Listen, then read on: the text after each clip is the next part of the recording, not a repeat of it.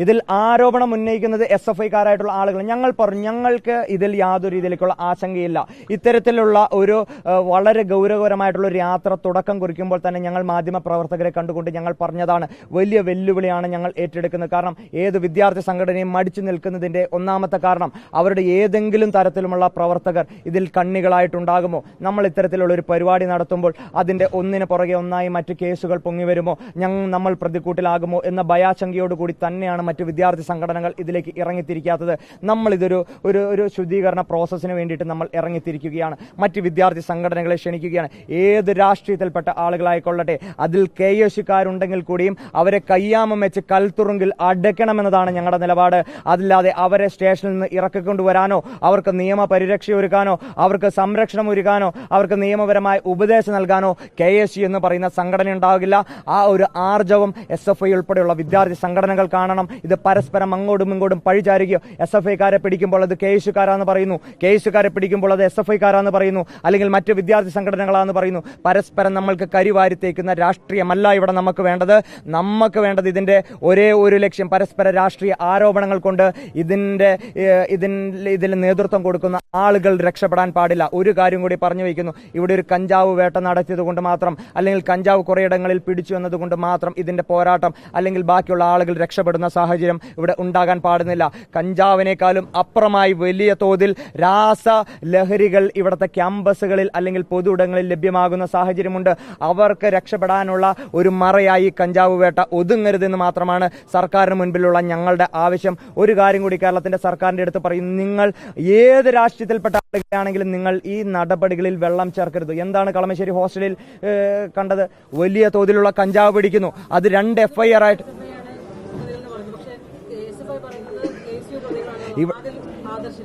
ഞാൻ അതുകൊണ്ട് തന്നെയാണ് ഞാൻ ഈ കാര്യത്തിൽ ഞാൻ പറഞ്ഞത്, ഏത് പ്രവർത്തകരാണെങ്കിലും ഇതിൽ KSU എന്ന് പറയുന്ന സംഘടനയിൽ ആയിരക്കണക്കിന് 10,000-കണക്കിന് വിദ്യാർത്ഥികളുണ്ട്. അതുകൊണ്ട് തന്നെയാണ് വളരെ ക്രിസ്റ്റൽ ക്ലിയറായി ഞങ്ങളുടെ സ്റ്റേറ്റ്മെന്റ് ഞങ്ങൾ പറഞ്ഞത്, ഏത് പ്രവർത്തകരാണോ അവർക്ക് രാഷ്ട്രീയപരമായ ഒരു ഐഡന്റിറ്റിയിലോ ലേബലിലോ അവരെ ലേബൽ ചെയ്യേണ്ട സാഹചര്യമില്ല.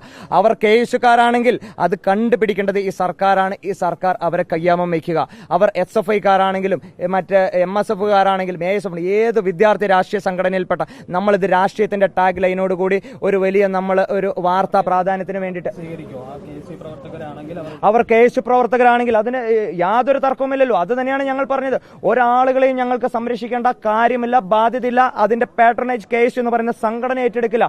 കാരണം നമുക്ക് ഈ വിപത്തിനെ ഒരു ക്ലെൻസിംഗ് പ്രോസസ്സാണ് നമ്മളിവിടെ നടത്തുന്നത്. ആ ക്ലെൻസിംഗ് പ്രോസസ്സിൽ ഏത് സംഘടന, ഞങ്ങളുടെ സംഘടനയിൽപ്പെട്ട ആളുകളുണ്ടെങ്കിൽ, അത് എത്ര ചെറിയവരോ വലിയവരായിട്ടുള്ള ആളുകളുണ്ടെങ്കിൽ അവർ തുടച്ചു നീക്കപ്പെടണമെന്ന് തന്നെയാണ് ഞങ്ങളുടെ സംഘടനയുടെ ലക്ഷ്യം. ആദിൽ എന്ന് പറയുന്ന ആളെ KSUവിലെ ആർട്സ് ക്ലബ് സെക്രട്ടറി ആയിട്ട് മത്സരിച്ച ആളാണ്. അപ്പോൾ KSUവുമായി ബന്ധപ്പെട്ട അന്വേഷണം നടത്തിയിട്ടുണ്ടോ? അല്ല, തീർച്ചയായിട്ടും. ഞാൻ ഇന്ന് രാവിലെ ഞങ്ങൾ 8ാമത്തെ ജില്ലയായിട്ടുള്ള എറണാകുളം ജില്ലയിലേക്ക് കടന്നു വരുമ്പോഴാണ് ഇത്തരത്തിലുള്ള ഒരു വാർത്ത ഞങ്ങളുടെ ശ്രദ്ധയിൽപ്പെടുന്നത്.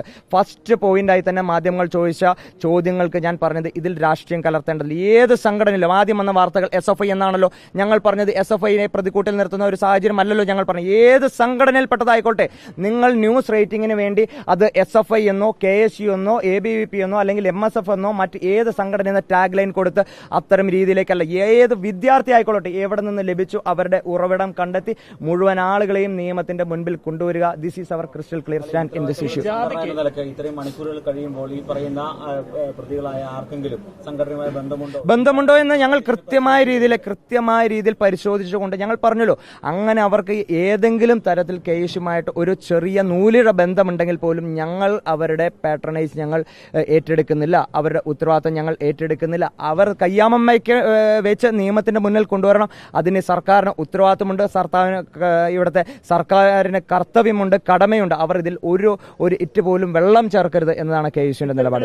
നടത്തുമ്പോഴേ നിങ്ങളുടെ നേതാക്കന്മാരെ പോലും പലരെയും ഈ ജാഥയുടെ ഭാഗമാക്കാൻ KSUവിന് സാധിക്കുന്നില്ലോ, അതെന്താ അങ്ങനെ? ഞങ്ങൾ അത്തരത്തിലുള്ള ഒരു പ്രക്രിയയ്ക്ക് തുടക്കം കുറിച്ചപ്പോൾ മാത്രമാണ് മാധ്യമങ്ങൾ ഉൾപ്പെടെ ആ വിഷയത്തെപ്പറ്റി അറിഞ്ഞത്. ഞങ്ങൾ കാസർഗോഡ് നിന്ന് ഞങ്ങൾ ഈ യാത്ര ആരംഭിച്ചപ്പോൾ ഞങ്ങൾ മുഴുവൻ ജില്ലകളിലും ഞങ്ങൾ ഇതിന്റെ പ്രാരംഭ നടപടികൾ പരിപാടികളും മറ്റതിന്റെ മുന്നൊരുക്കങ്ങളുമായിട്ട് ഞങ്ങൾ മുന്നോട്ട് മുഴുവൻ നേതാക്കന്മാരുടെ അടുത്തും മുഴുവൻ ക്യാമ്പസുകളിൽ ഞങ്ങൾ പറഞ്ഞു ഇതൊരു ലഹരി വിരുദ്ധ പോരാട്ടങ്ങൾക്ക് ഞങ്ങൾ തുടക്കം കുറിക്കുകയാണ്.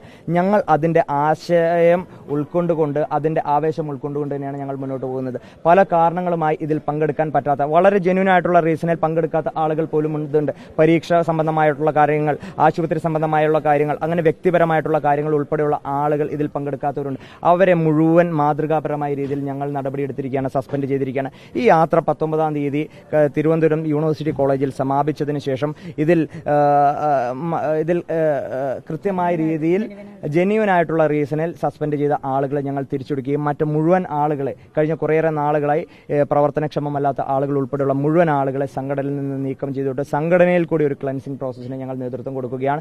അതൊരു മാതൃകാ നടപടിയായിട്ടാണ് ഞങ്ങൾ ഇതിനെ കാണുന്നത്. ഇതിന്റെ നെഗറ്റീവ് വശങ്ങളിലേക്ക് എല്ലാ വാർത്തകളും കാണുമ്പോൾ അതിന്റെ നെഗറ്റീവ് ആംഗിളിലേക്ക് മാത്രം നിങ്ങൾ മുന്നിട്ട് നിൽക്കുക എന്നത് മാധ്യമധർമ്മമാക്കി നിങ്ങൾ എടുക്കാതെ ഞങ്ങൾ ആർജവും കാട്ടി ഞങ്ങളുടെ പ്രവർത്തകർക്ക് കൃത്യമായിട്ടുള്ള മെസ്സേജ് ഞങ്ങൾ കൊടുത്തു.